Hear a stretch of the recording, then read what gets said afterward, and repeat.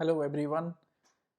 सबसे पहले जिन लोगों ने बीपीएससी 20/2017 का मेंस में सफलता प्राप्त की है उनको बहुत बहुत बधाई। और उन लोगों को बड़ा ये वेट था कि कोई इंटरव्यू में क्या कैसे क्वेश्चन पूछे जाएंगे और कैसा होगा, तो उनके लिए मैं वीडियो बना रहा हूँ। और मैं अपना जो मेरा 3/2017 का जो बीपीएससी का पेपर था उसका क्या एक्सपीरियंस था, मैं इस वीडियो के माध्यम से आपके साथ शेयर कर रहा हूँ। तो देखो, आपका जो इंटरव्यू होगा उसमें सबसे पहले जिस दिन आपका इंटरव्यू होगा ना, तो सारे डॉक्यूमेंट्स जितने भी हैं आपके पास वो सारे रेडी कर लेना। और डॉक्यूमेंट का टाइम नहीं देंगे ये, है ना। जैसे पहले अगर आपने कोई पीएसयूज़ वगैरह में काम किया हुआ है, तो अगर आपने इंटरव्यू फेस किया होगा तो वहाँ पे टाइम देते हैं कि चलो 1 महीने का टाइम दे दिया और उसके अंदर में आप डॉक्यूमेंट सबमिट कर देना। बट यहाँ पे ऐसा कोई टाइमिंग आपको नहीं दिया जाएगा कि इतने दिन के बाद आप सबमिट करना। अगर आपके पास कोई भी डॉक्यूमेंट नहीं रहेगी तो आपको इंटरव्यू में बैठने नहीं दिया जाएगा। तो ये स्ट्रिक्टली इस बात को फॉलो किया जाता है बीपीएससी में कि आपके पास सारे डॉक्यूमेंट्स जो भी आपने मेंशन किया हुआ है अपने एप्लीकेशन फॉर्म को भरते समय वो आपके पास रेडी होने चाहिए।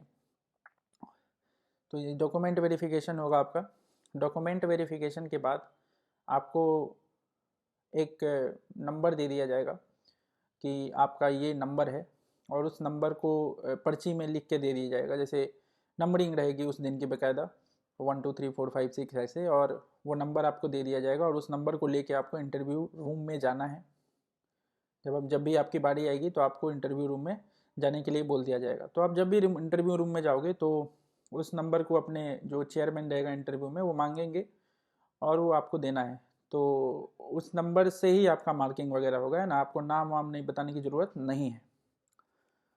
आ, इसके बाद जो इंटरव्यू पैनल का जो सीन रहता है इंटरव्यू रूम के अंदर, क्या सीन रहता है। इंटरव्यू पैनल चार चार आपके एक्सपर्ट रहेंगे, सब्जेक्ट के एक्सपर्ट्स रहते हैं, और एक आपके चेयरमैन होंगे उस इंटरव्यू बोर्ड के। तो चेयरमैन बीपीएससी के चेयरमैन हो सकते हैं या बीपीएससी के जो मेंबर हैं वो हो सकते हैं। तो हमारे टाइम पे दो इंटरव्यू की पैनल थी। एक पैनल में चेयरमैन उस समय शिशिर सिन्हा जी थे, तो शिशिर सिन्हा का बोर्ड था, और दूसरे में जो मेंबर्स थे बीपीएससी के उस टाइम के उनका बोर्ड था।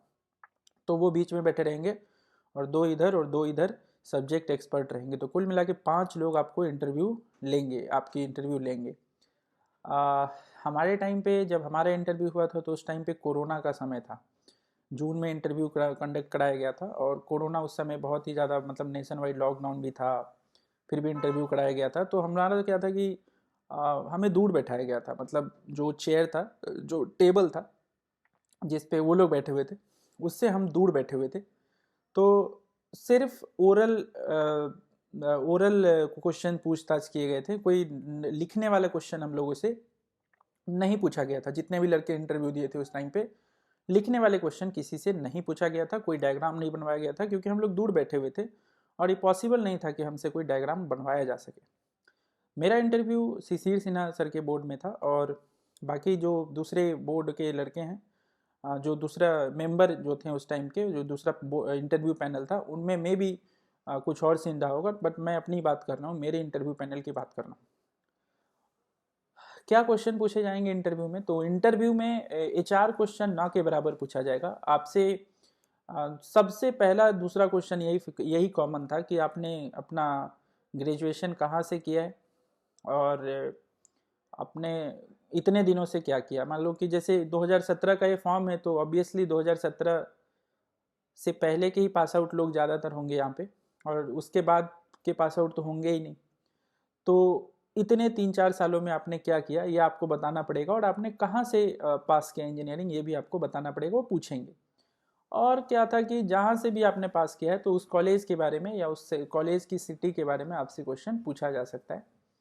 जनरली आपके पर्सनल बैकग्राउंड से रिलेटेड क्वेश्चन वो नहीं पूछते हैं आपके बीपीएससी के इंटरव्यू में, ताकि पार्शियलिटी ना हो। वो ये समझते हैं कि नाम पूछने से, सरनेम पूछने से, या घर का पता, होम टाउन पूछने से हो सकता है पार्शियलिटी हो जाए।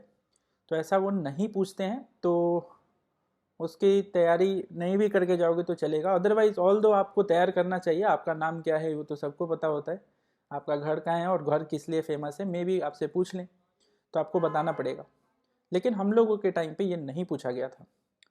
2 क्वेश्चन बस पूछे गए थे कि कब के पास आउट हो, कहाँ से पास आउट हो और इतने दिनों से क्या किया। ये जवाब आपको देना है, आपको तैयार करना है। बता दूंगा, मैं दूसरे एक वीडियो बनाऊंगा उसमें बता दूंगा कि कैसे ये जवाब देना है, इतने दिनों से क्या किया उसके लिए। नाउ अब सवाल आती है कि इसके बाद क्या पूछा गया। तो इंटरव्यू का जो कुल समय था वो था 10 से लेके 15 मिनट। 15 मिनट से ज़्यादा किसी भी बच्चे का इंटरव्यू नहीं चला था। तो 10-15 मिनट का इंटरव्यू आपका चलेगा। उसमें बारी बारी से जो 4 लोग बैठे हुए थे, चेयरमैन सर आदेश दे रहे थे कि भैया आप अब पूछो। पहले नंबर को, पहले इंटरव्यूअर को बोला कि आप पूछिए। तो उसने मेरे से कुछ क्वेश्चन पूछे। सब्जेक्ट उनको शायद डिज़ाइन वाले एक फैकल्टी बैठे हुए थे, तो उन्होंने मेरे से सॉम से क्वेश्चन एक पूछा, स्ट्रेंथ ऑफ मटेरियल से थर्मल स्ट्रेस के बारे में एक क्वेश्चन पूछा। और दूसरा क्वेश्चन उन्होंने मेरे से पूछा कि इकोनॉमिकल बीम कैसे डिज़ाइन करोगे, एक कैंटिलीवर बीम बनाना है जो इकोनॉमिकल हो। तो बड़ा अच्छा क्वेश्चन था और मैंने जवाब दिया, मुझे आता था ये क्वेश्चन तो मैंने अच्छे से उनको एक्सप्लेन कर दिया। इसके बाद ये जल्दी जल्दी में प्रोसेस था, है ना, दोनों क्वेश्चन एक के बाद एक, मतलब आपको सोचने का समय ना के बराबर मिलेगा। मतलब वो पूछेंगे और आपको रिप्लाई देना है, और अगर आपने रिप्लाई नहीं दिया तो दूसरे वाले लोग पूछ लेंगे आपसे, दूसरा क्वेश्चन पूछेंगे, है ना, मतलब आपका टाइम खत्म हो जाएगा। तो ये हरी में इंटरव्यू हुआ था हमारा, और आपका भी इंटरव्यू ऐसा ही होगा क्योंकि 3000 बच्चे को इंटरव्यू कराना है तो तेजी में इंटरव्यू तो होगा, ये तय बात है ना। दूसरे मेंबर ने मेरे से दूसरे सब्जेक्ट का कोई क्वेश्चन पूछा और मैंने फिर से उनको रिप्लाई दिया जो भी मुझे आता था। क्रॉस क्वेश्चनिंग ना के बराबर हुई थी। क्रॉस क्वेश्चनिंग मतलब जो आप जवाब दे रहे हो उससे रिलेटेड क्वेश्चन आपसे नहीं पूछे जाएंगे। जैसे फॉर एग्जांपल आप कुछ बोल रहे हो और उसी में से ऐसा नहीं किया जाएगा कि उसी में से कुछ पकड़ के फिर से पूछा जा रहा है, ऐसा नहीं के बराबर हुआ था। बेसिक डेफिनेशन के क्वेश्चंस पूछे गए थे। ऐसे कर करके चारों लोग अलग अलग सब्जेक्ट से मेरे से क्वेश्चंस पूछे थे। जैसे मेरा मैकेनिकल है तो मेरे से पहला क्वेश्चन स्ट्रेंथ ऑफ मटेरियल से पूछा गया था, फिर दूसरा भी वही सर स्ट्रेंथ ऑफ मटेरियल से पूछे। दूसरा क्वेश्चन जो था वो थर्मल स्ट्रेस थर्मोडायनेमिक्स से क्वेश्चन पूछा गया था, और वही सर मेरे से आरएसी का एक क्वेश्चन पूछे थे, रेफ्रिजरेशन का। तीसरे में फ्लूइड मैकेनिक्स का के सर थे और वो मेरे से फ्लूइड मैकेनिक्स का क्वेश्चन पूछे थे। और क्वेश्चन की लेवल बड़ी ही निम्न स्तर की थी। मतलब जैसे ये न्यूटन्स लॉज ऑफ विस्कोसिटी क्या होती है, ये मेरे से पूछा गया था। और दूसरा फिर एक और क्वेश्चन मेरे से फ्लूइड के उन्होंने बोला था कि क्या आइडियल फ्लूइड का एग्जांपल बता दीजिए, नॉन आइडियल फ्लूइड का एग्जांपल बता दीजिए। फिर मेरे से प्रोडक्शन से चौथे वाले जो सर थे वो उन्होंने पूछा था। तो प्रोडक्शन से मेरे से 2-3 क्वेश्चन उन्होंने पूछा था और मैंने उनको एक्सप्लेन कर दिया था। तो ऐसा कुछ इंटरव्यू मेरा चला था, मतलब 10-15 मिनट का। और ये बड़ा हरी में इंटरव्यू होगा, और मुझे नहीं लगता कि इस इंटरव्यू को क्रैक करने के लिए आपको बहुत विशेष स्तर की तैयारी करने की ज़रूरत है। अगर आपने अपनी तैयारी अगर अच्छे से आपने की है तो आपको बस एटीट्यूड अपना बड़ा कूल एटीट्यूड के साथ इंटरव्यू देना पड़ेगा।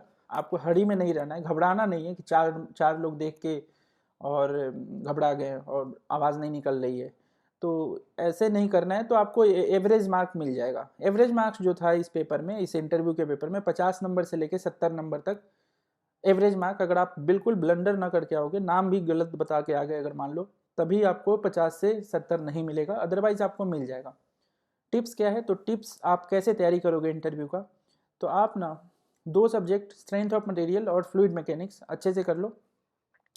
और बाकी जितने भी सब्जेक्ट आपके हैं, क्योंकि आपको नहीं पता कि आपसे कौन से सब्जेक्ट से क्वेश्चन पूछ लेंगे, वो ये लक वाला चीज़ है ना। तो आप सारे सब्जेक्ट के शुरू के पहले चैप्टर आप हर सब्जेक्ट का अच्छे से पढ़ लो, और उसकी बेसिक बेसिक जो डेफिनेशन है उनको याद कर लो, रट लो।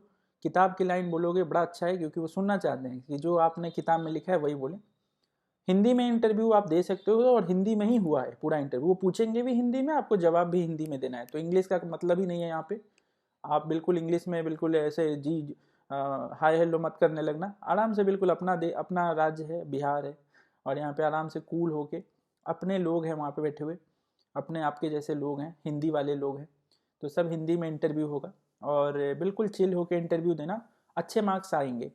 इंटरव्यू का वेटेज है कम, लेकिन इंटरव्यू सिलेक्शन में और रिजेक्शन में बहुत बड़ा प्ले करेगा रोल। क्योंकि इंटरव्यू में बहुत सारे बच्चे ऐसे थे जो जिनको 20 नंबर से भी कम मार्क्स दिए गए थे।